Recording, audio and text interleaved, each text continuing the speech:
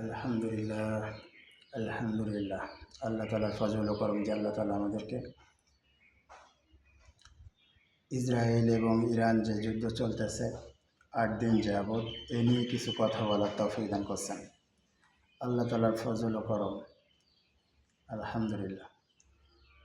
যারা মুসলমান, অবশ্যই আমি বিশ্বাস করি বিশ্বের যত মুসলমান আছে সমস্ত মুসলমান হিসাবে ইরানের পক্ষে থাকবে, এটাই আমি বিশ্বাস করি। ইসরায়েল ইহুদি রাষ্ট্র, ইহুদিদের বিরুদ্ধে যখন যুদ্ধ হচ্ছে অবশ্যই ইরানের পক্ষে প্রত্যেকে থাকবে। আর ইরান প্রথমে যুদ্ধ শুরু করে নাই, ইসরায়েল প্রথমে শুরু করছে, এরপরে তার প্রত্যুত্তর দিছে ইরান। অতএব ইরানের পক্ষে থাকাই স্বাভাবিক। এরপরে অষ্টম দিনে, আজকে অষ্টমতম দিন, তো আমরা দেখতেছি যে আমেরিকা ইরানের একটা পরমাণু কেন্দ্রে আঘাত হানছে। আসলে এটা বহুতই অশনি সংকেত ভবিষ্যতের জন্য। ইমাম মাহদি আলাইহিস সালাম চলে আসার কিছু পূর্বে যে এরকম যুদ্ধ বিগ্রহ শুরু হয়ে যাবে মুসলমান এবং ইহুদি খ্রিস্টানদের বিরুদ্ধে, মুসলমান এবং হিন্দুদের বিরুদ্ধে, এরই পূর্বাভাস বোঝা যাচ্ছে।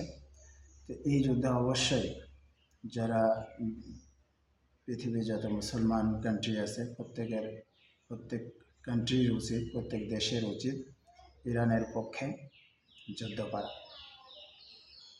যারা আমরা যুদ্ধের সামর্থ্য রাখি না তাদের অবশ্যই নামাজ আনতে, 5 ওয়াক্ত নামাজ আনতে, অবশ্যই ইরানের পক্ষে দোয়া কান্নাকাটি করা। এটাই মুসলমান হিসেবে আমরা দাবি রাখতে পারি। আমি একজন মুসলমান হিসেবে যেমন দোয়া করব, প্রত্যেকের কাছে আমি এই আকুল আবেদন জানাচ্ছি যে সারা বিশ্বের যত মুসলমান আছে সবাই যেন 5 ওয়াক্ত নামাজের পরে অল্প কিছুক্ষণ হলেও ইরানের মুসলমানদের জন্য দোয়া করে, ইরানের পক্ষে দোয়া করে। আর ইহুদি খ্রিস্টানদের বিপক্ষে আল্লাহ তাআলা তাদেরকে যেন নাস্তানাবুদ করে দেয়, ধ্বংস করে দেয়। প্রথমে তাদের হেদায়েতের দোয়া করবে, এটাই আমরা আশা করি, আমিও করবো ইনশাআল্লাহ। সকলকে এই দাওয়াত দিতেছি। আর আসলে কি বলবো, এই মুহূর্তে আসলে আমাদের দরকার যে শুধু দোয়াই করা। আমরা তো আর ইসরায়েলের বিরুদ্ধে, আমেরিকার বিরুদ্ধে এই মুহূর্তে কী পদক্ষেপ নিতে পারি, হয়তো তাদের পণ্য বয়কট করতে পারি, যেটা এর আগের একটা ভিডিওতে আমরা ফেসবুকে দিছি। তো যাই হোক, আমরা পণ্য বয়কটও করতে পারি ইনশাআল্লাহ। সবাই চ্যানেলটা সাবস্ক্রাইব করব এবং বেশি থেকে বেশি যেন নতুন নতুন ভিডিও বানাইতে পারি, এর জন্য কি পরামর্শ দেব। আর আমরা সবাই কাদের পক্ষে, যেমন গতকালকে একটা টুইটারে একটা পোস্ট আসছে, শাহরা মেহজাবিন, এটা নিয়ে আমি ফেসবুকে একটা ছাড়ছিলাম আর কি।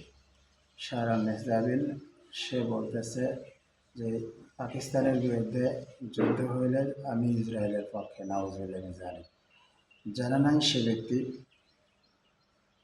মানে মুসলমান, যদিও নামে মুসলমান, সে আসলে তার বাপের সন্তান কিনা এটা আমার সন্দেহ আছে।